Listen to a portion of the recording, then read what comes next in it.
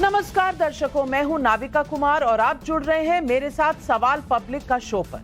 अगले 10 दिनों में जब G20 देशों के राष्ट्राध्यक्ष भारत में जुटेंगे, उससे पहले एक इंटरनेशनल सर्वे ने प्रधानमंत्री नरेंद्र मोदी के दम को फिर आंकड़ों में उजागर किया है। प्यू रिसर्च के इस सर्वे में दुनिया में भारत के बढ़े कद को लेकर ज्यादातर भारतीयों की सकारात्मक राय है। साथ ही नरेंद्र मोदी की खुद की लोकप्रियता का ग्राफ भी कांग्रेस नेता राहुल गांधी से काफी ऊंचा है। मैं थोड़ी देर में इस सर्वे के कुछ आंकड़े जरूर दिखाऊं, लेकिन जब ये इंटरनेशनल सर्वे नरेंद्र मोदी के बारे में भारतीयों की स्पष्ट सकारात्मक राय सामने रख रहा है, तो वहीं ये सवाल जस का तस बना हुआ है कि क्या मुंबई में विपक्ष का INDIA गठबंधन अपना चेहरा या संयोजक घोषित कर पाएगा। सवाल पब्लिक का है कि जब इंटरनेशनल सर्वे में 2024 में मोदी की सीट पक्की लग रही है, तब विपक्ष का इंडिया अलायंस कहां खड़ा है। जब मोदी युग में भारत के बड़े रुतबे की बात अधिकतर भारतीय मान रहे हैं, तो क्या यही इंडिया अलायंस की सबसे बड़ी चुनौती है? मोदी से टक्कर इंडिया का PM कौन? यही है आज सवाल पब्लिक का।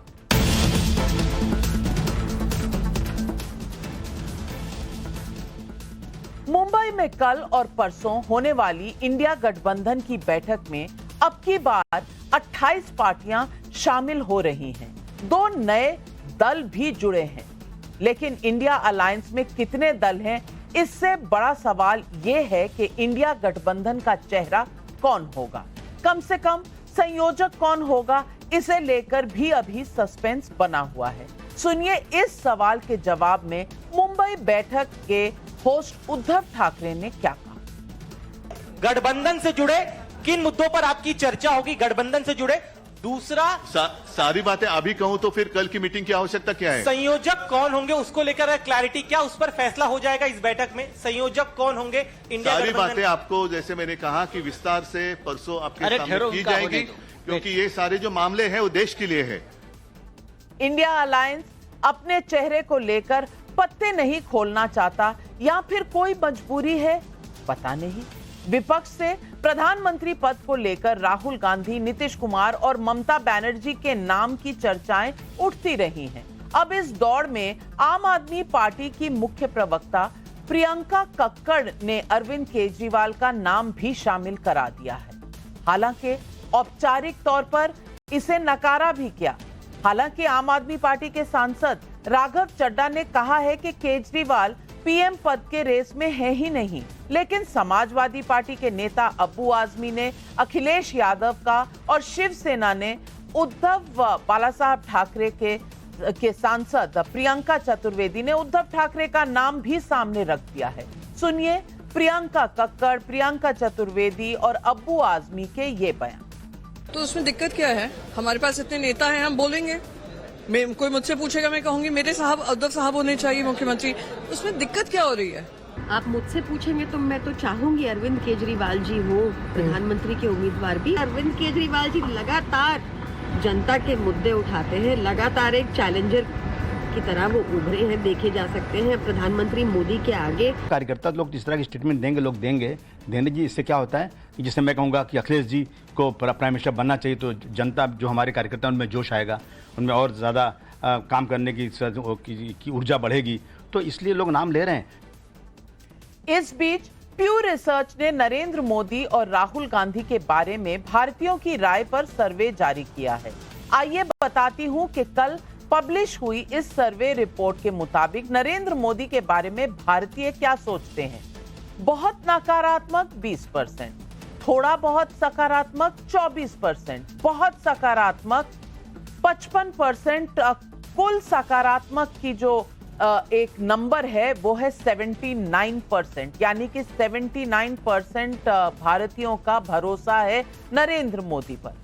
अब जानिए राहुल गांधी के बारे में भारतीय क्या सोचते हैं।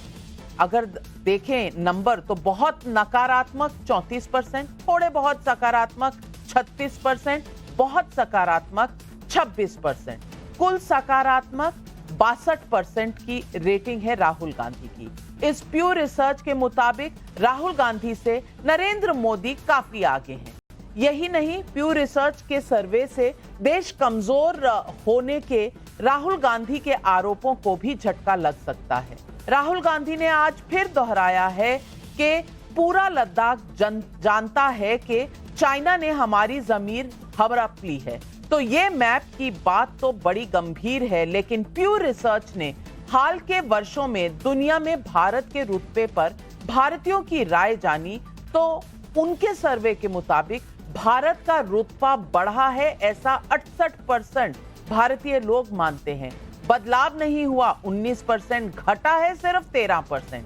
जब यही सर्वे एनडीए के सपोर्टर्स के बीच हुआ तो भारत का रुतबा बढ़ा है 77%, बदलाव नहीं 13% और घटा है सिर्फ 9% लोग कहते हैं। और जब यही सर्वे ऐसे लोगों के बीच हुआ जो एनडीए के सपोर्टर्स नहीं हैं, वो कहते हैं कि रुतबा बढ़ा है, यानी कि जो आपके खिलाफ है वो भी कहते हैं कि भारत का रुतबा बढ़ा है 60%, बदलाव नहीं हुआ 23% और रुतबा घटा है सिर्फ 16%। भारत में भारतीयों का भरोसा बढ़ा है, ऐसा सर्वे बता रहा है। प्यू रिसर्च का 23 देशों का सर्वे ये भी बताता है कि दुनिया के लोगों का कॉन्फिडेंस भी भारत पर है। लेकिन जब INDIA गठबंधन के नेता नरेंद्र मोदी को हटाने चले हैं, तो चुनाव रणनीतिकार प्रशांत किशोर ने कैसे उन्हें आईना दिखाया, जरा ये भी सुन लीजिए उनका बयान। नीतीश कुमार की हालत है अंधों में काना राजा की। नीतीश कुमार बिहार के एकमात्र पढ़े लिखे व्यक्ति नहीं है, लेकिन उनको यह भ्रम हो गया है कि मैं ही सब जानता हूं, मुझे ही सब मालूम है, इसलिए कि अपने इर्द गिर्द जितने बेवकूफ है उसको सब बैठाए हुए हैं। यहाँ नेता है वो उसको नाम लिखने नहीं आता है, तो नीतीश कुमार को नाम भी लिखने आता है तो लोग कहते हैं बहुत बड़ा विद्वान आदमी है। आप देश में हैं सबसे गरीब और आपका अहंकार है सबसे बड़ा। देश में आप हैं सबसे फिसड्डी और बात आप ऐसे करते हैं जैसे आप ही सब कर रहे हैं। अब यहाँ के नेताओं की हालत देखिए। आरजेडी का एमपी है 0, लोकसभा में आरजेडी का 0 एमपी है, 0, लेकिन प्रधानमंत्री से नीचे ये लोग बातें नहीं करते। प्रधानमंत्री कौन देश का होगा ये तय करेंगे। सवाल पब्लिक का इसीलिए आज उठ रहा है, एकजुटता के दावों के बावजूद क्या इंडिया अलायंस में प्रधानमंत्री पद पर दावेदारी की होड़ चल रही है? सवाल नंबर 2, क्या इंडिया अलायंस की मुंबई बैठक में मोदी के खिलाफ किसी एक चेहरे या संयोजक के नाम का ऐलान होगा? इंटरनेशनल सर्वे में नरेंद्र मोदी और भारत का रुतबा बढ़ने की रिपोर्ट है, क्या इससे 2024 का संकेत मिलता है? यही है आज सवाल पब्लिक का।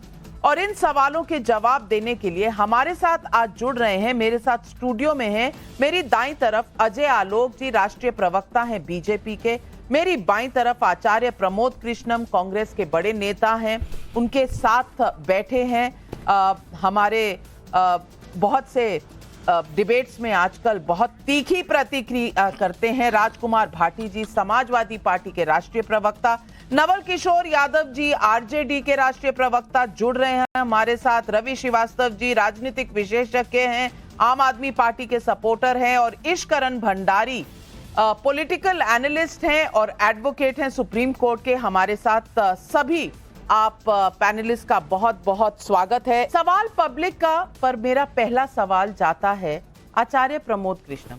आचार्य प्रमोद कृष्णम जी, अब राहुल गांधी का एक पोस्टर ट्वीट किया है कांग्रेस पार्टी ने, राहुल गांधी सबसे आगे, तो बाकी आपको लगता है कि नीतीश कुमार जी उनके पीछे खड़े हो जाएंगे और अखिलेश यादव पीछे खड़े हो जाएंगे, उद्धव ठाकरे पीछे खड़े हो जाएंगे, शरद पवार पीछे खड़े हो जाएंगे, ममता बनर्जी पीछे खड़ी हो जाएंगी, ऐसा लगता है ये इंडिया अलायंस में सब पीछे खड़े होने के लिए ही आ रहे हैं? देखिए नाविका जी, कोई किसी के आगे और कोई किसी के पीछे खड़े होने का सवाल नहीं है। सवाल है कि कुछ एक खास उद्देश्य के लिए INDIA गठबंधन बन रहा है और वो गठबंधन जो है साफ नीयत से बनाया जा रहा है। अब उसमें कोई तो लीड करेगा। मैं खुद इस पक्ष में हूँ कि कोई चेहरा प्रधानमंत्री के पद का होना चाहिए, और जब ये सवाल उठता है कि प्रधानमंत्री के पद का चेहरा होना चाहिए तो उसके पीछे कई लॉजिक हैं, कई कारण हैं जिनको मैं कई बार कह चुका हूं, आज फिर आपके शो में कह रहा हूं। क्योंकि नरेंद्र मोदी जी एक बहुत बड़ा चेहरा है और 2024 का जो चुनाव है मुद्दों के साथ साथ चेहरों का चुनाव होगा। तो अगर हम कोई चेहरा नहीं देते हैं और चुनाव की शुरुआत में ही बीजेपी क्या कहेगी कि साहब देखिए ये तो एक प्रधानमंत्री के पद का उम्मीदवार कैंडिडेट भी नहीं तय कर पाए, ये क्या करेंगे, तो इसका फायदा ऑटोमेटिकली बीजेपी को मिलेगा। इसलिए मैं चाहता हूं चेहरा हो, नंबर 1। नंबर 2, अब सारी रीजनल पार्टीज के जो नेता हैं वो सब सम्मानित भी हैं और बड़े भी हैं, कद्दावर नेता हैं, बहुत वरिष्ठ हैं। उनकी पार्टी के कार्यकर्ता चाहते हैं कि प्रधानमंत्री के पद का उम्मीदवार उनकी पार्टी से होना चाहिए। जैसे अभी आपने उद्धव ठाकरे जी की पार्टी की नेता का बयान दिखाया, जैसे अरविंद केजरीवाल जी की पार्टी की नेता का बयान दिखाया। तो हम चाहते हैं कि राष्ट्रीय स्तर पर बीजेपी से सबसे ज्यादा जो लड़ाई लड़ी जा रही है वो कांग्रेस लड़ रही है। तो कैंडिडेट, प्रधानमंत्री के पद का कैंडिडेट कांग्रेस पार्टी का होना चाहिए। और यदि प्रधानमंत्री के पद का कैंडिडेट कांग्रेस का नहीं होता तो फिर आम आदमी पार्टी एक ऐसी पार्टी है जिसकी सरकार एक राज्य से दूसरे राज्य में बनी है और अपने दम पर बनाई है, तो उनका क्लेम भी पक्का है। मगर यह फैसला INDI के जितने सारे वरिष्ठ लोग वहां बैठे हैं उनकी उस बैठक में लिया जाएगा या लिया जाना, मैं चाहता हूं लिया जाना चाहिए। लिया जाएगा या नहीं लिया जाएगा ये समय बताएगा। मगर सवाल इस बात का है कि हम जो लोग इकट्ठे हुए हैं, सारे दल जो इकट्ठे हुए हैं, उनका एक लक्ष्य जो है वो सेम है, यानी कि लक्ष्य सेम है और लक्ष्य है बीजेपी को 2024 में हटाना। बीजेपी को हटाना या मोदी को हराना, दोनों में फर्क है। दोनों में फर्क है क्योंकि एक पर्सनल फाइट है मोदी के खिलाफ और जितनी कवायद है वो मोदी के खिलाफ चल रही है, लेकिन उसके साइड में कोई चेहरा उभर कर नहीं आ पा रहा। वहां सौरभ भारद्वाज जी आम आदमी पार्टी के कहते हैं मुश्किल है इस अलायंस का रहना, और वो साउंड बाइट भी मैं आपको सुनवा सकती हूं। लेकिन बर्क साहब कह रहे हैं अखिलेश यादव, अबू आजमी अखिलेश यादव। अजय आलोक जी, पॉपुलैरिटी जो है वो देश के सर्वे भी बता रहे हैं, बाहर के सर्वे भी बता रहे हैं, लेकिन यहां है कि कन्वीनर तक तय नहीं हो रहा, लेकिन चने हैं चुनौती देने। अब ये बीजेपी कहती है, लेकिन इंडिया का कहना है कि जब सारे साथ मिल जाएंगे और एक उम्मीदवार उतारेंगे बीजेपी के खिलाफ या एनडीए के खिलाफ, तो चारों खाने आपके चित हो जाएंगे। देखिए नविका जी, सबसे पहली बात की जो घमंडिया है वो INDI अपने आप के लोगों ने लगा दिया, लेकिन है UPA। अब कौन कौन है इसमें?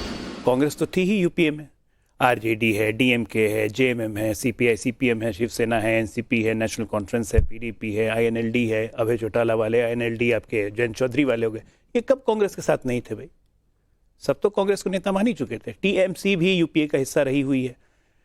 समाजवादी पार्टी दुरदुराने के बाद, दुत्कारने के बाद भी 2004 में दुत्कारा गया था सोनिया गांधी के द्वारा, तब भी 8-9 में जाके समर्थन दे ही आई न्यूक्लियर डील के नाम पे, भले CBI केस हट गया। तो ये सब स्वार्थी गठबंधन है जो किसी भी तरह आना चाहता है। तस्वीर आपको बहुत दिखेगी प्यार से। अभी मैंने आचार्य जी से पूछा भी, उन्होंने मुझे बताया भी कि हाँ ये लोग आएंगे तो एक से एक प्यारी तस्वीर मिलेगी। तेजस्वी यादव के साथ लालू यादव बैठेंगे, राहुल के साथ सोनिया बैठेंगी, उसके अलावा DMK में स्टालिन बैठेंगे, शिवसेना में उद्धव के साथ उनके पुत्र बैठेंगे। तो परिवारवाद का प्लस करप्शन दोनों का तड़का लगा के बैठेंगे। अच्छा है बैठें। आप हमसे जो प्रश्न पूछ रही हैं कि कन्वीनर कैसे तय होगा, अब ये भी मोदी जी तय करें कि विपक्ष कैसे मजबूत हो। ये भारतीय जनता पार्टी तय करे कि इनका कौन कन्वीनर होगा। अरे ये तो आपस में सर फुटअव्वल करके जाने वाले हैं। अभी नीतीश जी को देखिए कब पहुंचते हैं, क्या बोलते हैं। बेचारे चले थे बहुत हिफाजत करके सेना बनाने, सेना तो बना दी, सेनापति को सबसे पहले आउट कर दिया गया है, तो बड़ा समस्या है उनके साथ। तो इस गठबंधन में आपसी कॉन्ट्रडिक्शन इतने हैं, बाकी सब मान जाएंगे, लेकिन आम आदमी पार्टी, समाजवादी पार्टी और TMC ये चेहरे पे तैयार नहीं होंगी। क्यों भाई? अपनी व्यक्तिगत आकांक्षाएं इतनी ज़्यादा हैं कि उस चेहरे पे वो तैयार नहीं हो सकती हैं। और दूसरा, इनके बीच का जो वोट का गणित है, अरे ये कौन लोग हैं? ये तो सब मोदी विरोधी हैं ही। देश में एक हिस्सा है जो मोदी विरोधी है और भाजपा विरोधी है, तो फिर किसको इकट्ठा करने जुटे हैं? भाई जो मोदी को वोट नहीं देगा, जो बीजेपी को वोट नहीं देगा, वो तो नहीं देता है, तो किसको आप इकट्ठा करने जुटे हैं? कहते हैं कि वोट हमारा बढ़ गया। कहाँ से बढ़ गया? क्या पिछली बार RJD कांग्रेस मिलकर नहीं लड़ी थी? कौन सा वोट बढ़ जाएगा? हमारा वोट तो उतना ही है। यूपी में क्या बुआ भतीजा नहीं लड़े? इस बार तो बुआ अलग ही, आज उन्होंने घोषणा भी कर दी। यूपी में दोनों लड़के मिलकर चुनाव नहीं लड़े। NCP कांग्रेस मिलकर क्या महाराष्ट्र में नहीं लड़ती थी? कौन सा वोट बढ़ेगा? अरे आपसी कॉन्ट्रडिक्शन के कारण इनका सारा वोट घसक जाएगा। अभी दिक्कत इनके साथ ये है कि ये एक कंसोलिडेशन पे लगे हुए हैं कि तुष्टीकरण की नीति के तहत मुसलमानों को वोट एक चंक हम लोग को मिल जाए 19%, अब बाकी 20-25% में हम लोग जातिवाद वगैरह फैला के हिंदू का वोट खींचेंगे। तो ये इनकी बेसिक स्ट्रैटेजी। वो मुस्लिम वोट कहां जाएगा राजकुमार भाटी जी? वो मुस्लिम वोट जैसे कर्नाटका में आ गया था कांग्रेस के पास, वैसे अगर उत्तर प्रदेश में कांग्रेस के पास चला जाएगा तो आपकी दुकान का क्या होगा? नहीं, हम ये इस चुनाव राजनीति करते समय इस बात को दिमाग में रखते ही नहीं है, हिंदू मुस्लिम या जातिवाद की बात को। ये तो भारतीय जनता पार्टी करती है। अब अजय आलोक जी लेकर आए हिंदू मुस्लिम, तो हमारा तो ध्यान ही नहीं है इस बात पर कि हिंदू किसे वोट देगा, मुस्लिम किसे वोट देगा। हम तो देश की जनता के मुद्दे उठाएंगे। लेकिन जो आपका मूल प्रश्न है कि देखिए, ना तो ये संवैधानिक मजबूरी है, संवैधानिक प्रावधान है कि चुनाव से पहले प्रधानमंत्री का चेहरा घोषित किया जाए, ना ऐसी कोई परंपरा रही है।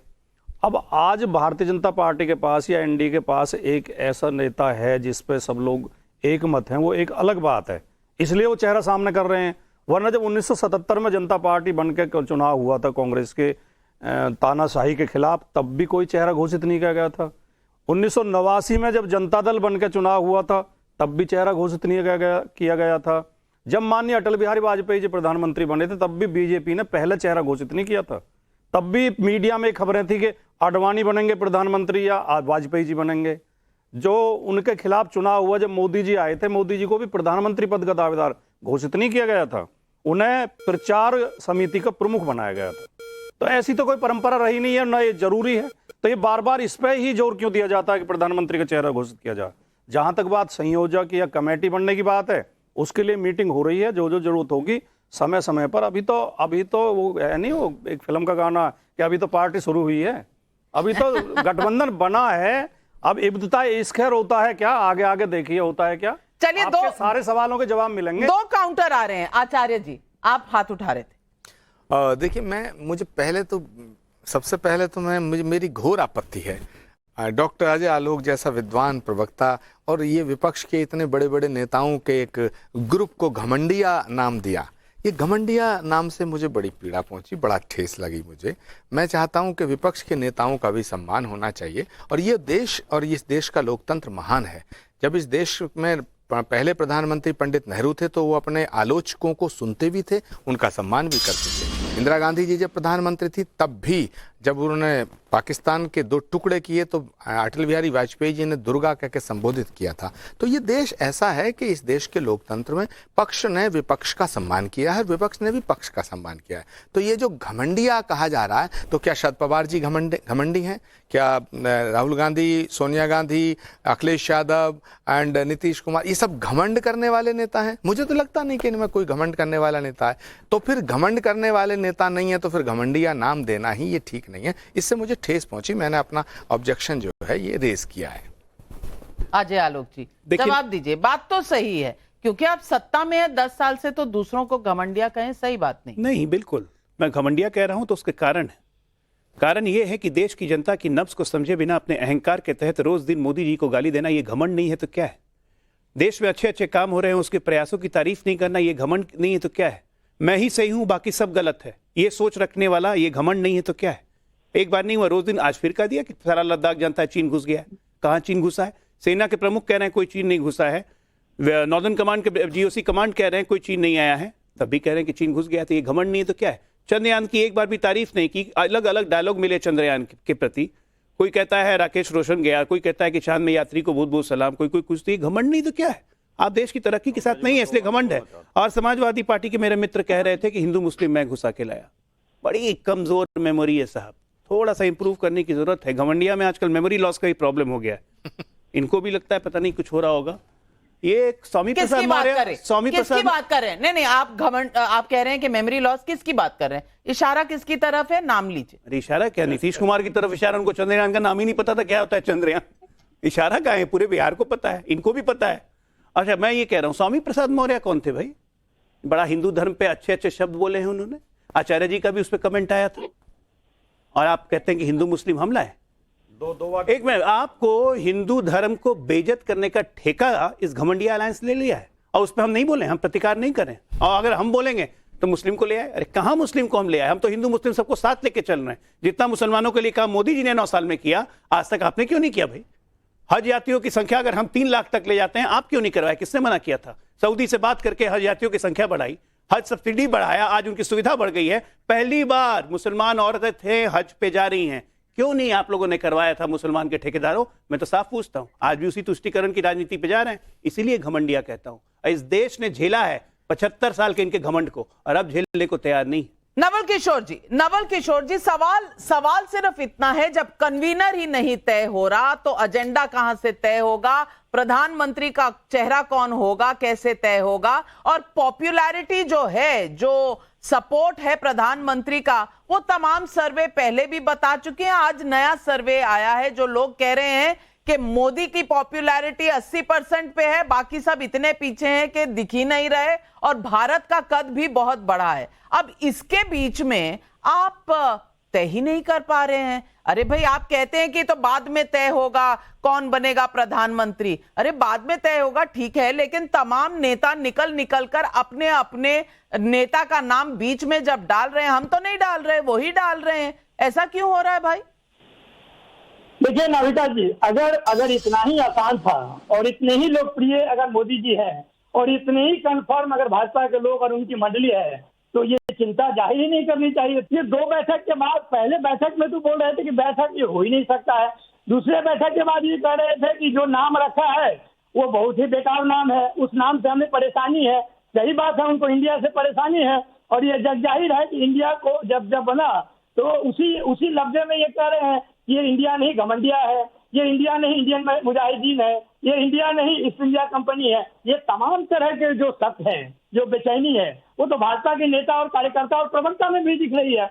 बेशक अजय आलोक जी नए हिंदू के समर्थक बने हैं, ये पहले हिंदू नहीं थे जब बीजेपी में नहीं थे, अब आकर नए हिंदू बने हैं, तो जाहिर है कि इनकी चिंता ज्यादा है। लेकिन मैं फिर बताना चाहता हूँ कि देखिए, लोकतंत्र में और खासकर संसदीय प्रणाली में ये कोई नहीं बता सकता है कि जीतेगा कौन और हारेगा कौन। तमाम तरह के आप सर्वे कर सकते हैं, कई बार सर्वे जो है वो झूठे हुए हैं। अमित शाह जी कई राज्य में जाकर बैठे हैं, कहीं बोले हैं 75 पर, कहीं बोले हैं कि डबल डिजिट में नहीं जाएगा, हर जगह से मुंह खाकर आए हैं। अभी जो समय आ रहा है आने वाले दिन में, जिसमें कि ये गठबंधन बन रहा है, और चिंता सिर्फ एक ही बात की है कि मोदी सरकार के पास मुद्दों पर कोई जवाब नहीं है, चाहे जितने भी आप मुद्दे उनके पास है, सत्ता आपके पास है। अब बदलने वाला है, आपके पास मुद्दे आ जाएंगे, उनके पास सत्ता चली जाएगी। अजय आलोक जी, देखिए, ये सत्ता किसके पास जाएगी, उनके पास क्या मुद्दे हैं, सब अपनी जगह पे सही हैं, और देश की जनता ही तय करेगी। देश की जनता 14 और 19 में तय कर चुकी है, 24 में भी तय करेगी। आज सबसे बड़ी बात है, इन्होंने कहा कि इंडिया से प्रॉब्लम है। भाई इंडिया क्या है, मैंने अभी तो बताया। यूपीए आपने बनाया था, यूनाइटेड प्रोग्रेसिव अलायंस, और आप खुद ही उसको खारिज करके अब INDIA घमंडिया पे चले गए। तो इसका मतलब तो साफ है ना कि ना ये यूनाइटेड बचा, ना प्रोग्रेसिव था, और अलायंस तो कभी हुआ ही नहीं। अब उसके करप्शन पे लगे इतने दाग, क्योंकि आज देश की जनता से कहीं भी रोड पे पूछिएगा, पटना में, दिल्ली में, कहीं भी, बैंगलोर में, यूपीए ने कैसा काम किया था? अरे सब चोर थे। एक लाइन, यूपीए का नाम आता ही चोर, यूपीए का नाम आता ही करप्शन। तो इनको ये यूपीए की मेमोरी इतनी हॉन्ट करती है, कोई नया नाम खोजना था।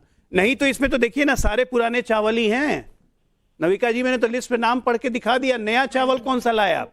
रवि श्रीवास्तव जी, ये तो आप भी कभी कहा करते थे, रवि श्रीवास्तव जी, ये तो आप भी कहा करते थे कि कांग्रेस बहुत करप्ट पार्टी है। अब आप साथ में बैठे हुए हैं, और कांग्रेस पार्टी ने पोस्टर से अरविंद केजरीवाल को हटा ही दिया। राहुल गांधी चमक रहे हैं, अरविंद केजरीवाल पीछे भी नजर नहीं आ रहे हैं, तस्वीर ही नहीं डाली पोस्टर में। अब बाकी तो मुझे पता नहीं कौन प्रधानमंत्री बनेगा, लेकिन अरविंद केजरीवाल का पत्ता जानबूझकर काटा गया, कांग्रेस की चाल है, या यही है गठबंधन का छुपा हुआ सस्पेंस? राजनीति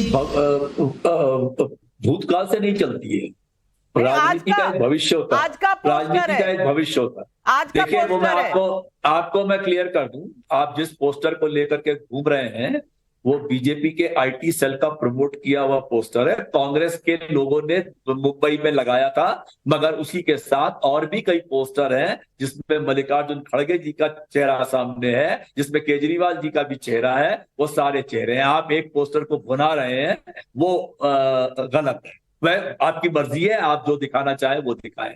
सच्चाई तो ये है कि मुझे तो ये लगता है कि विपक्षी दलों में छटपटाहट कम है, मीडिया चैनलों में छटपटाहट ज्यादा है। जब से इंडिया बना है तब से मोदी जी के पांव जमीन पर हिल रहे हैं और पूरा का पूरा भाजपा और मोदी जी पूरी तरह से लड़खड़ाए हुए हैं। इनको 10 साल के बाद याद आया कि रक्षाबंधन में महिला बहनों को कुछ देना पड़ता है और वो 200 रुपए का एक टोटका लेकर के आए पब्लिक के लिए 800 रुपए बढ़ा करके 200 रुपए कम करके जनता को मूर्ख बना रहे हैं। मेरा सबसे पहला सवाल ये है कि भाई आप घमंडिया कहते हैं, ये मैं आचार्य जी की इस बात से सहमत हूं कि गाली देने का इनको कोई हक नहीं है। घमंडिया अगर आप कहेंगे तो कल मैं आपके एनडीए के पीछे GOO लगा के आपको गुंडा भी बोलूंगा और आपकी पार्टी को ANDA लगा करके अंडा भी बोलूंगा, वो मेरा राइट है। अगर आप गाली देंगे तो आप गाली खाएंगे, ये भी निश्चित है। तो इसलिए ध्यान रखिए इस बात का कि विपक्ष के साथ तमीज से पेश आइए, विपक्ष का सम्मान करिए तो विपक्ष भी आपका सम्मान करेगा। ये आज जो आप बता रहे हैं, आप क्या चाहते हैं? एक रिपोर्टर जाकर के पूछता है आप चाहते हैं कि जी अरविंद केजरीवाल जी प्रधानमंत्री बने? मैं आम आदमी पार्टी का सपोर्टर हूं, आप क्या उम्मीद करते हैं मुझसे? मैं कह दूं नहीं नहीं, वो अयोग्य है, वो प्रधानमंत्री पद के उम्मीदवार नहीं हो सकते। जनता जब क्रिकेट मैच भी देखने जाती है तो देखती है कि भाई इंडिया वर्सेस ऑस्ट्रेलिया है, इंडिया वर्सेस इंग्लैंड है, इंडिया वर्सेस पाकिस्तान है, यहां पता ही नहीं है कौन है दूसरी तरफ। ऐसे मैच होगा? नाविका जी एक भ्रम फैलाया जा रहा है इस देश में, जैसे बहुत बड़ी एक पॉलिटिकल डेवलपमेंट हो गई है क्योंकि कुछ पार्टियां साथ आ गई हैं, जबकि जब आप आंकड़े देखेंगे तो आप पाएंगे इसमें कोई बड़ी बात नहीं। आपने चेहरा की बात की और कहा जा रहा है कि चेहरा या सर्वे या रेटिंग का कोई फर्क नहीं पड़ता। बहुत बारी इलेक्शन के बाद जब वोटरों से पूछा जाता है वो कहते हैं हम 3 पैरामीटर्स पे वोट करते हैं, पॉलिटिकल पार्टी का जो कार्डर वोट होता है, जो इंडिविजुअल कैंडिडेट होता है उस सीट पे, या जो मुख्यमंत्री या प्रधानमंत्री। एक सेकेंड, मैंने आपको इंटरप्ट नहीं किया ऐसे, प्लीज इंटरप्ट मत कीजिए, प्लीज इंटरप्ट मत कीजिए। रवि श्रीवास्तव जी, वो 60 सेकेंड उनके हैं, उसके बाद आप काउंटर दे सकते हैं, पहले बात सुन लीजिए। ऐसे नहीं हो सकता, ऐसे नहीं हो सकता ना। अच्छा, कैसे हो सकता? नाविका जी, मैंने किसी को इंटरप्ट नहीं किया, आपने जी आप बोले, बोलना शुरू किया और डिबेट के काफी लेट मैं बोलना शुरू कर रहा हूं, तो प्लीज मुझे इंटरप्ट। जी आप बोले। हाँ जी, देखिए, तो चेहरे के ऊपर वोट होता है। चेहरा पॉपुलर हो तो लोग उसको दिखाते हैं, पर कई चेहरे हैं जिनसे वोट पार्टी का भी कट जाता है तो लोग चेहरा छुपाते हैं, वो हम इस देश में देख चुके हैं। अब जो रियलिटी है उसके अंदर ये नई बात शुरू कर दी है 37 वर्सेस 63, जबकि आंकड़े क्या हैं? 12 प्रदेशों में बीजेपी के अपने ही 50% से ऊपर के वोट थे। हरियाणा में देखिए, राजस्थान में देखिए, मध्य प्रदेश में देखिए, जिन प्रदेशों में बीजेपी के वोट नहीं है, फॉर एग्जांपल तमिलनाडु या केरला, वहां पे बीजेपी की वैसे भी सीट्स नहीं है। क्या अभी भी इन प्रदेशों में वोट कम हो रहा है, या यहां पे आपके जुड़ने से ममता बनर्जी भी जुड़ जाती हैं, स्टैलिन भी जुड़ जाते हैं? मध्य प्रदेश, राजस्थान में क्या फर्क पड़ जाएगा? उत्तर प्रदेश में क्या फर्क पड़ जाएगा? उत्तर प्रदेश में तो मायावती जी ने आज ही स्टेटमेंट दे दी है कि मैं दोनों गठबंधनों के साथ नहीं जाऊंगी। बीजेपी वहां पे पिछले इलेक्शन में जब दोनों साथ थे तब भी 50% पहुंच गई थी।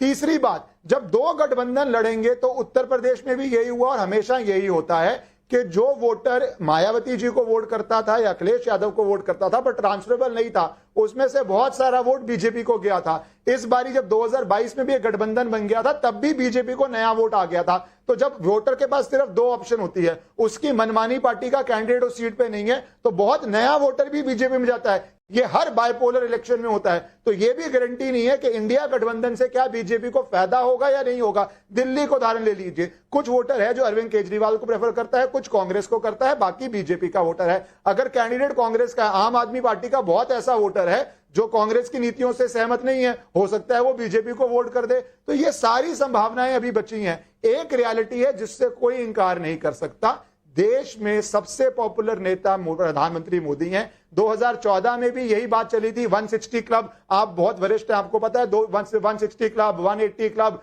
200 क्लब, अभी भी सारी वही बातें हो रही हैं कि किस तरह प्रधानमंत्री मोदी को 220, 230 पे बहुत सही बात कही। और लेकिन एक सवाल जो अजय आलोक जी ने उठाया, मैं उस पर सबके जवाब चाहती हूं। आचार्य जी, आप बहुत समझ रखते हैं पॉलिटिक्स की, तो मैं सबसे पहले आपसे पूछती हूं, एंटी बीजेपी वोट इकट्ठा आ रहा है, लेकिन बीजेपी का वोट काटने के लिए क्या कोई पैंतरा है इंडिया अलायंस के पास, हां या नहीं? और चुनाव के रिजल्ट किस पर तय होंगे, एंटी बीजेपी वोट को इकट्ठा करके या बीजेपी की वोट में सेंध डाल के? और देखिए नाविका जी, आपका प्रश्न बड़ा महत्वपूर्ण है। मैं दो बातें कहूँगा। पहला पॉइंट तो आया था सर्वे का, जो मैं किसी सर्वे के खिलाफ नहीं हूँ, ना मैं आपके सर्वे को खारिज कर रहा हूँ, लेकिन जहाँ सर्वे अपनी जगह दुरुस्त है, वहीं इतिहास के पन्नों में कुछ चीज़ें अंकित हैं, वो भी दुरुस्त हैं।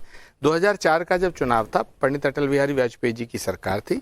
लाल कृष्ण आडवाणी, प्रमोद महाजन, सुषमा स्वराज जी, राजनाथ सिंह जी, ये सब बहुत बड़े नेता बन चुके थे और बहुत बड़े नेता आज भी हैं। उनमें से एक दो लोग भगवान वो नहीं रहे हमारे बीच में, लेकिन उन्होंने एक नारा दिया था, फील गुड और shining India. Shining India, feel good. जब 2004 का चुनाव शुरू हो रहा था तो फील गुड और शाइनिंग इंडिया, एयरपोर्ट पे जाओ तो वहाँ ये मिलता था, और रेलवे स्टेशन पे मिलता था, बस स्टैंड पे मिलता था, जहाँ जाओ वहाँ शाइनिंग इंडिया, फील गुड। और मैं समझता हूँ प्रमोद महाजन एक बहुत बड़े एक मैनेज करने वाले इंसान थे। आज वो नहीं है हमारे बीच में, लेकिन उनमें वो खूबी थी, काबिलियत थी। मगर 2004 में बीजेपी को शिकस्त मिली। दूसरा सवाल आपने जो अब किया है, उस पर मैं अपनी बात को बिल्कुल स्पष्ट करना चाहता हूँ कि ये बात बिल्कुल आपकी जगह ठीक है कि बीजेपी का विरोधी वोट इकट्ठा हो जाए। एक स्ट्रेटजी ये है जिसको क्या हम लोग कर रहे हैं। मगर ये जो आपने आज जो दूसरी बात बताई है कि जो बीजेपी का वोट है, जो बीजेपी का इकट्ठा वोट है, वो वोट कहाँ से आया? वो वोट कुछ कांग्रेस से गया, कुछ समाजवादी से गया, कुछ यहाँ से गया, कुछ वहाँ से गया, और बीजेपी के साथ जुड़ गया।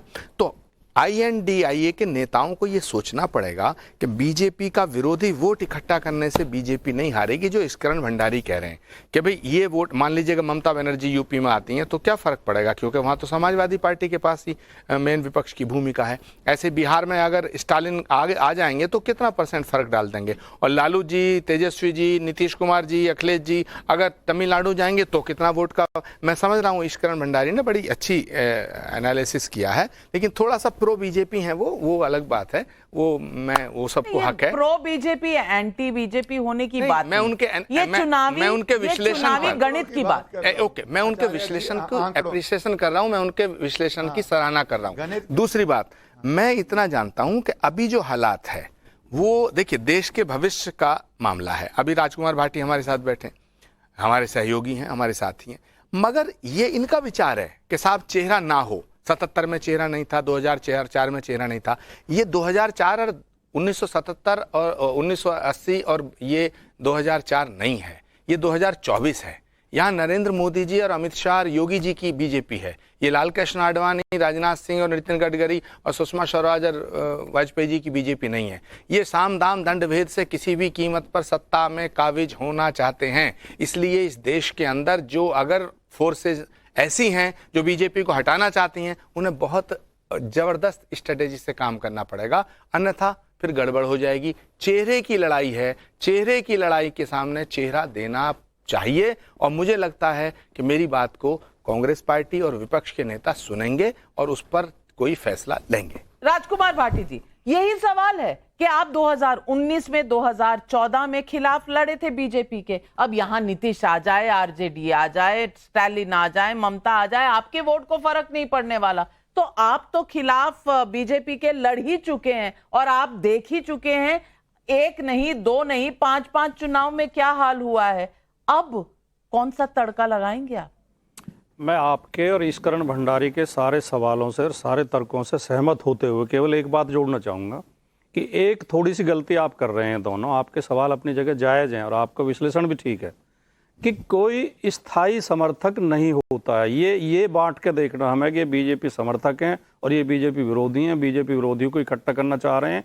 वही वोटर जो इस चुनाव में बहुत बढ़ चढ़ के, बहुत जोश के साथ किसी पार्टी को वोट देता है, जब उसका मोहभंग होता है, जब इसकी उम्मीदें पूरी नहीं होती हैं, उसकी इच्छाएं पूरी नहीं होती हैं, तो वही वोटर बहुत तेजी के साथ उसके खिलाफ भी जाता है।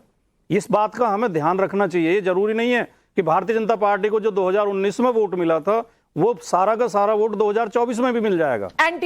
मुद्दे लगातार बदल रहे हैं, मुद्दे लगातार। अजय आलोक जी, उनका कहना है कि जितना जी, मैं राजकुमार भाटी जी की बात को आगे रखते हुए एक बात और कहना चाहता हूँ कि कभी कभी ऐसा होता है, जब राज्यों का चुनाव होता है तो मतदाता की मानसिक और मनोवृत्ति दूसरी होती है, और जब राष्ट्र का चुनाव होता है लोकसभा में वो दूसरी। जैसे 2018 में मध्य प्रदेश, छत्तीसगढ़, राजस्थान हमने बीजेपी से छीने, प्रचंड बहुमत से छीने, लेकिन जैसे उसके थोड़े से दिन बाद ही लोकसभा का चुनाव हुआ, सुपड़ा साफ हो गया।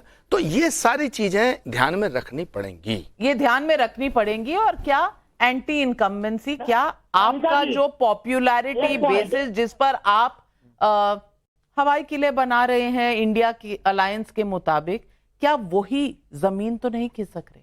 देखिए, उम्मीदें उनको होनी चाहिए। हमारे खिलाफ लड़ रहे हैं, अब उम्मीद भी नहीं लेके लड़ेंगे तो फिर लड़ेंगे कैसे? कम से कम उम्मीद तो होना चाहिए ना। लेकिन अब अलग बात है कि उम्मीद ऐसी है कि रेतीले समुद्र में धान की खेती करना चाहते हैं, हमें कोई दिक्कत नहीं है। मैं दूसरी बात कहता हूं अभी यहाँ पे, वोटर दो तरीके के, एक जो है जो समर्पित है, वो अपने विचारधारा के प्रति समर्पित है।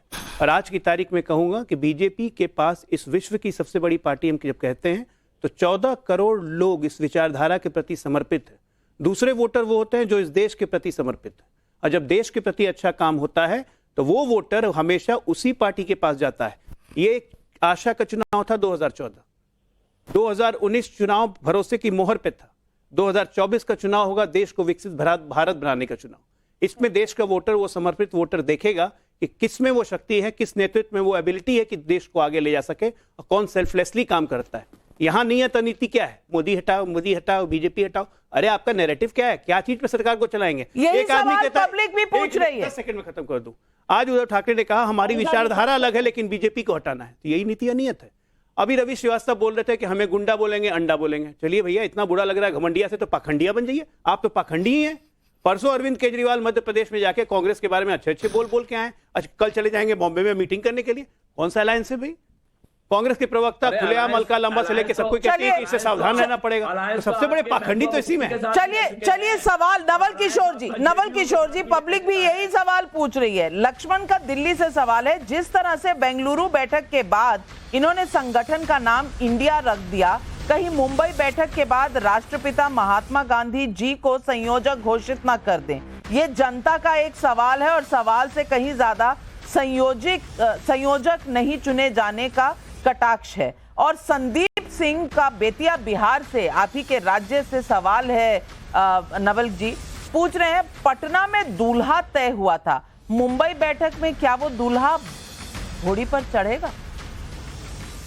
देखिए, ऐसे कई सवाल आएंगे नाविका जी, और आपके चैनल के माध्यम से आते रहेंगे। लेकिन सही बात यह है कि पिछले 25 साल में जिस एनडीए ने एक बैठक नहीं किया, वो 26 दलों के बैठक को देकर पहली बैठक कर दिया, नंबर 1। नंबर 2, जिसका विश्लेषण इस करण जी कर रहे थे, इनको शायद ये बात नहीं मालूम है या छुपाना चाहते हैं कि जो 3 मजबूत घटक दल थे एनडीए के, बिहार में जनता दल यूनाइटेड, महाराष्ट्र में शिवसेना और अकाली दल पंजाब में, ये तीनों उनका साथ छोड़ चुके हैं। जिस 14 की बात करते हैं, जिस 19 की बात करते हैं, वहाँ के जो मजबूत घटक दल थे वो आपके साथ नहीं है। ये आपकी उपलब्धि है। यहाँ पे घमंडी कौन है इस देश को पता चलेगा कि उसके अपने मजबूत दल जो है वो उनका साथ छोड़कर गए हैं। यहाँ पे तो वो लोग भी आते हैं, यहाँ पर बात होती है, विमर्श होती है, चर्चा होती है, निर्णय होती है, और उसी निर्णय का ये फल है कि जुड़ेगा भारत और जीतेगा भारत। आज पूरा देश कह रहा है। आपको ये सुनने से मुस्कुराहट आ रही है, लेकिन भाजपा की घबराहट यही है। लेकिन नवल जी, छोड़ने वाले तो आपको भी कई बार छोड़ के गए, कई बार वापस आए। अब चाहे डीएमके ले लीजिए, चाहे जेडीयू ले लीजिए, चाहे आप तृणमूल कांग्रेस ले लीजिए, आना जाना तो लगा रहता है। क्यों अजय आलोक जी? देखिए, ये तो चुनावी मशरूम की तरह सीजन होता है, आना जाना लगा रहेगा, उसकी बात नहीं करते। मैं नवल जी को याद दिलाना चाहता हूँ, घमंडिया मैंने क्यों कहा नवल जी। 2004 में 22 सीटें आई थी आरजेडी के, 7 मंत्री बनाए थे कांग्रेस पार्टी ने। लालू जी दहाड़ के रेल मंत्री रहे। 9 के चुनाव में लालू जी ने 4 सीटें दी कांग्रेस को लड़ने के लिए। गठबंधन टूट गया, कांग्रेस अपने दम पे लड़ी। और जब वापस यूपीए सरकार बनी, यूपीए 2, तो लालू जी को मंत्री तक नहीं बनाया गया। प्रधानमंत्री ने खबर भिजवाई कि रघुवंश बाबू को बनाना है, बना दीजिए, लेकिन लालू जी को मंत्री तक नहीं बनाया यूपीए 2 में। क्या ये कांग्रेस का घमंड नहीं था? और आप घमंडिया हमें कह रहे हैं। दोनों में बहुत अंतर है। मैं इसलिए कह रहा हूं कि हर पार्टी को लालू जी को फंसाने में क्या कांग्रेस का योगदान नहीं था? कई लोग दल छोड़ के लालू जी को फंसाने में क्या इंद्र देवगौड़ा जी का योगदान नहीं था? पहला केस उन्होंने ही करवाया। तो ये घमंडिया है, आपसी कॉन्ट्रडिक्शन का घमंड नहीं है। लेकिन एक सवाल पब्लिक का और भी है। जितेंद्र यादव का प्रयागराज से सवाल है, पूछ रहे हैं, बीजेपी चाहे जो कह ले, डर तो शायद इन्हें विपक्षी गठबंधन से जरूर लग रहा होगा, नहीं तो जिस सिलेंडर की याद इतने समय से नहीं आई, अचानक उस सिलेंडर के 200 रुपए कम कर दिए गए। विपक्ष पर रेवड़ी बांटने का आरोप जो लगाते हैं, ये क्या चुनावी रेवड़ी नहीं है? ईश्वरन भंडारी जी, इस कटाक्ष में भी कहीं ना कहीं तो दम है और जनता जो है ये सब जानती है। आप क्या समझते हैं, बीजेपी अंदर खाने कैलकुलेशन नहीं कर रही होगी? नाविका जी, तैयारी और डर में अंतर होता है। मुझे नहीं लगता कोई भी पार्टी तैयारी नहीं करती, बीजेपी भी तैयारी करती है। मुझे याद है जब प्रधानमंत्री 2022 के इलेक्शन में वाराणसी में कैंपेन कर रहे थे तो बहुत लोग कह रहे थे डर गए हैं इसलिए वाराणसी अपनी लोकसभा में जाके कैंपेन कर रहे हैं। वो डरे नहीं थे। काम करने की शैली होती है, आप अपना बेस्ट फुट फॉरवर्ड करते हो। अब जब चुनाव होगा तो जो भी उनको उचित डिसीजंस लगता है वो ले आएंगे, जैसे इंडिया गठबंधन अपने उचित डिसीजंस लेगा। पर एक बात मैं यहां पे जोड़ना चाहूंगा, तैयारी का मतलब डर नहीं होता। अगर आप मूर्ख ना हो तो आप तैयारी करते हैं। मूर्खता तो यहां पे मेरे ख्याल से किसी भी पार्टी में नहीं होगी। पर एक चेहरे की बात कर दूं, 2004 की बात करते हैं, 1977 की बात करते हैं, हम बहुत डिफरेंट वर्ल्ड में हैं। आज ब्रांडिंग का जमाना है, चाहे इंस्टाग्राम हो, यूट्यूब हो, सोशल मीडिया हो, 24/7 ब्रांडिंग का जमाना है। आचार्य जी ने भी इस बात को बिल्कुल सही कहा कि बिना ब्रांडिंग के, बिना, अरे आप इतना मत चिल्लाइए भाई। बात जहां पे भी ब्रांड स्ट्रांग होता है, जैसे यूपी में कर लीजिए, आप पसंद करें ना पसंद करें, योगी आदित्यनाथ जी का एक बहुत स्ट्रांग ब्रांड था और तभी पहली बारी 30 साल बाद कोई पार्टी, आप हिस्ट्री में पहली बारी कोई मुख्यमंत्री रिपीट हुआ। ये बात तो आंकड़े बताते हैं, आप आंख बंद कर लीजिए, उससे कुछ चेंज नहीं होगा। और आखिरी बात बोल दूं, कौन किसके साथ लड़ेगा पता नहीं। महाराष्ट्र की आप बात कर रहे हैं, वहां तो पार्टियां अलग हो गई हैं, नेता अलग हो गए हैं। अब क्या अजीत पवार ज्यादा पावरफुल है या शरद पवार? उद्धव ठाकरे की पूरी पार्टी एक तरफ आ गई है, वो ज्यादा पावरफुल है या उद्धव ठाकरे? ये सारी बातें तो फ्यूचर बताएगा। तो हम क्या अलायंसेस की बात कर रहे हैं इस समय? इस समय एक पार्टी बहुत मजबूत है, वो दिख रही है, बाकी अलायंसेस शिफ्ट हो रही हैं। और कौन गारंटी लेके कह सकता है कौन सा इंडिया का गठबंधन एनडीए के साथ नहीं लड़ेगा या एनडीए का कोई इंडिया के साथ नहीं लड़ेगा? बिल्कुल सही मुद्दा उठाया आपने। एक सवाल जनता का और भी है। श्रुति मिश्रा का रायगढ़ छत्तीसगढ़ से सवाल है, या तो संयोजक तय नहीं होता, पीएम का फेस तय नहीं होता, या फिर एक दिन में ही विपक्ष के 3-3 चेहरे सामने आ जाते हैं। ऐसे में जनता इन्हें वोट क्यों दे? आचार्य जी, आप तो बहुत विद्वान व्यक्ति हैं, आप ही बताइए, ये जनता का सवाल। देखिए नाविका जी, आप मुझे विद्वान मत कहिए, नहीं मेरी पार्टी में मेरा वध कर देंगे लोग।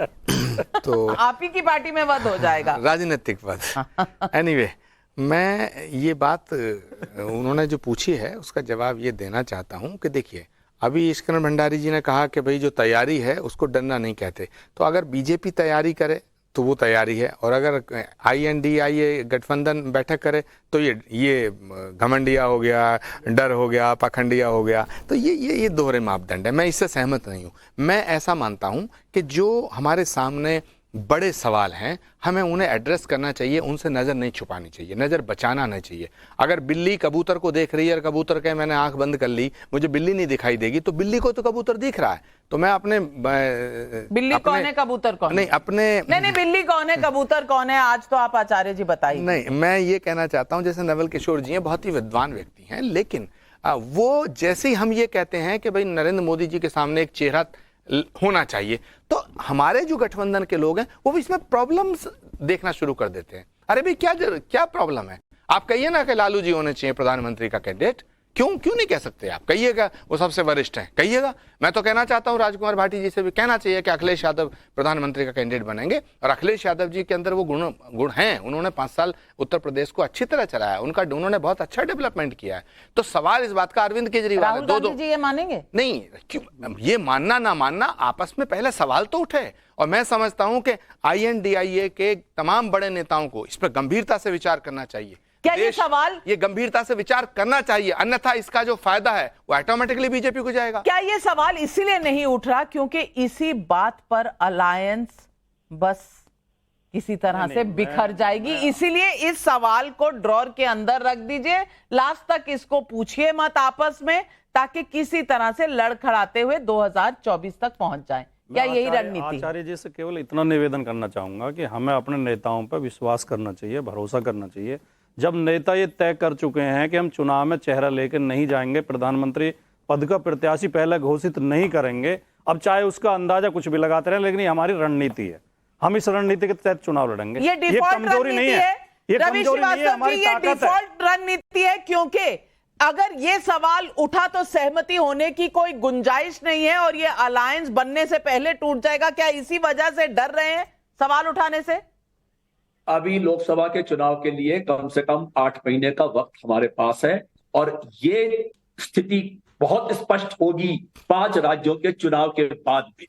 इस स्थिति में बहुत स्पष्ट होगी और तब मैं समझता हूं कि शायद जैसी परिकल्पना आचार्य जी कर रहे हैं कि कोई चेहरा या कोई व्यक्ति जो है वो सामने रखा जाएगा, शायद सिचुएशन तब क्लियर हो जाए। अभी कहना हाइपोथेटिकल होगा, उसको हाइपोथेटिकल होगा, लेकिन शफीकुर रहमान साहब ने ये सोचा है, समझा है और शायद इसीलिए कह रहे हैं। और सिर्फ वो नहीं कह रहे, सौरभ भारद्वाज जी भी कह रहे हैं, सुन लीजिए। किसका चेहरा मानते हैं आप? नहीं, देखिए अभी चेहरा मैं किसी का नहीं मानता। अभी चेहरे के मुतालिक कहने से सारी अपोजिशन में जो इत्तेहाद है वो टूट जाएगा। अभी जब तक के आपस में बैठकर मतलब ये बहुत ही जिम्मेदारी से और पार्टी के जिम्मेदार लोग इस बात के लिए मुत्तहिद ना हो, तय ना कर लें कि भाई हम सब फला आदमी के लिए तैयार हैं। उससे पहले डिक्लेयर करने से पार्टी का अपोजिशन का नुकसान हो जाएगा। पॉलिटिकल ऑब्जर्वर्स कह रहे हैं कि ये अलायंस एक साथ रहे, ये कठिन काम है, मगर अगर ये अलायंस एक साथ रह गया तो भारतीय जनता पार्टी की सरकार केंद्र में नहीं बन पाएगी। तो कठिन काम है, लेकिन मुद्दा अगर आया प्रधानमंत्री के चेहरे पर तो टूट जाएगी। नविका जी, ये उनकी समस्या है।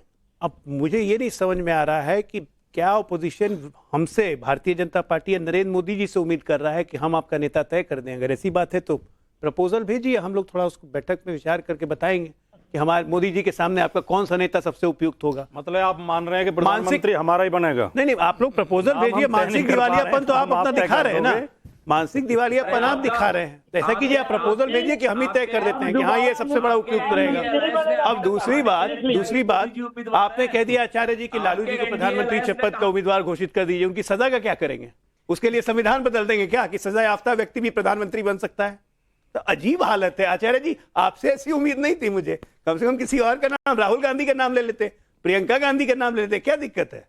लेकिन जनता सब समझ रही है, क्योंकि राजेश पांडे का जब वाराणसी से सवाल आया है, और गौर फरमाइएगा वाराणसी से सवाल कह रहे हैं जीरो सांसद वाले नवल जी से सवाल यह है कि किसी भी गठबंधन में दर्जन भर मुखिया होने से क्या वो गठबंधन कमजोर नहीं होगा? अब नवल किशोर जी, ये जो सवाल पूछा गया है ना वाराणसी से, इसको सोचिएगा, समझिएगा, क्योंकि ये डिबेट तो जारी रहेगी। कल मीटिंग है, परसों भी मीटिंग है, और संयोजक कोई बनकर निकलेगा कि नहीं, प्रधानमंत्री फेस पर कोई आम राय बनेगी कि नहीं, हमारी नजर इस पर बनी रहेगी। और थोड़ा जो ब्रांडिंग की बात है, मोदी वर्सेस हु में दर्जन भर फोटो लगाने में थोड़ी दिक्कत हम लोगों को भी आती है। कुछ एक आधा आप तय कर लें तो हमारी भी दिक्कत ब्रांडिंग की तो सॉल्व हो जाएगी। लाइटर नोट पे मैंने ये कहा, पर डिबेट इस बात पर जारी है कि क्या कॉमन एजेंडा बनेगा मुंबई में, क्या कॉमन फेस बनेगा, क्या कन्वीनर बनेगा, क्या सीटों के बंटवारे के ऊपर आम राय बनेगी। ये सवाल पेचीदा हैं और इसी पर सक्सेस निर्भर है हमारी इंडिया अलायंस का। तो चुनौती देने से पहले इंडिया अलायंस के लिए काम बिल्कुल तय है। ये काम हो पाएगा कि नहीं, इस पर हमारी नजर बनी रहेगी। लेकिन आज इस डिबेट में शामिल होने के लिए मैं तमाम हमारे अतिथियों का बहुत बहुत धन्यवाद करती हूं और लेती हूं आपसे इजाजत। नमस्कार।